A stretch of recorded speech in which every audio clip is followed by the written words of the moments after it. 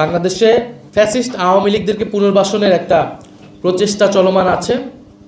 বিভিন্ন জেলা উপজেলায় আওয়ামী লীগের কার্যালয় খুলে দেওয়া হচ্ছে এবং মিডিয়াগুলোতেও কিছু কিছু মিডিয়া সেটাকে ব্যাপকভাবে প্রচার করছে, এমনভাবে যেন উৎসাহ দেওয়া হচ্ছে। আওয়ামী লীগ কিন্তু কার্যত এবং আইনত নিষিদ্ধ একটি সংগঠন এবং তার বিচার প্রক্রিয়া চলমান আছে।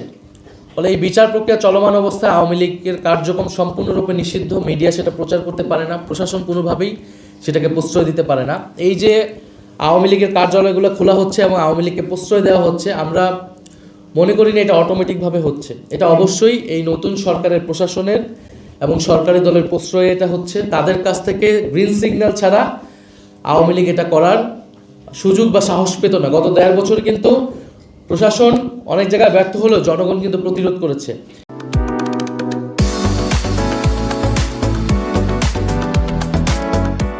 রাজনৈতিক ফ্যাসিবাদ বিরোধী রাজনৈতিক কর্মীরা সেটা প্রতিরোধ করেছে।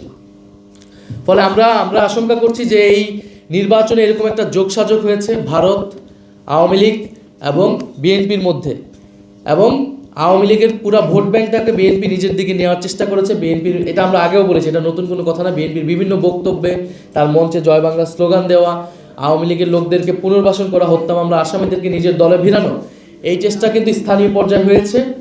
কিন্তু এইটা যদি এখন আওয়ামী লীগ সেটার বিনিময়ে, এই ভোট ব্যাংকের বিনিময়ে যদি আওয়ামী লীগের রাজনীতিকে পুনর্বাসনের চেষ্টা করা হয়, তাদের কার্যক্রমকে সুযোগ করে দেওয়া হয়, তাহলে তা কঠোরভাবে প্রতিহত করা হবে।